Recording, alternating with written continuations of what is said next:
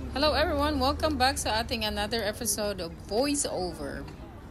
So guys, dyan kami nagpunta sa Suwon and it's called, ano ba tawag dyan? Yan, World Heritage Suwon Fortress. Yan. And then, that particular place is first time lang namin dyan. So naglakad-lakad kami ng konti and we also was trying to look for a restaurant kasi nung dumating kami dyan around 12 na siya, so gutom na rin kami kaya naghahanap kami ng makakainan namin.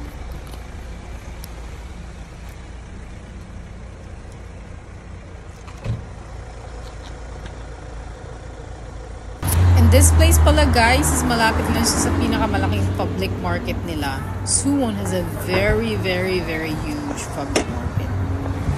As in, malaki talaga siya. May iba't ibang, parang 3 or 2 klase ng ano. Meron silang wet market, dry market, and meron silang pang kitchen, stuff like that. Yeah, they have 3 different kinds of like market, like naka-separate siya.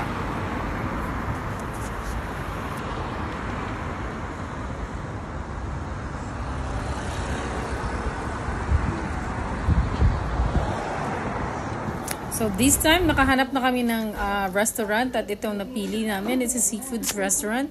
Since hindi pa nakatry ang asawa kong kumain ng this kind of particular dish. So pinatry ko sa kanya. Ako kasi natry ko na to.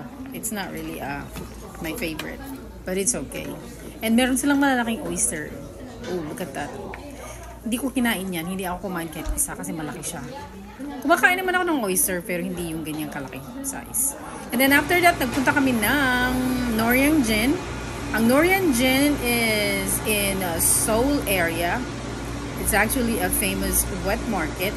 Famous siya. Sabi nila, may nakapagsabi sa akin ng Korean na kung gusto ko raw ng seafoods, magpunta lang daw ako sa Noryangjin kasi marami daw mura.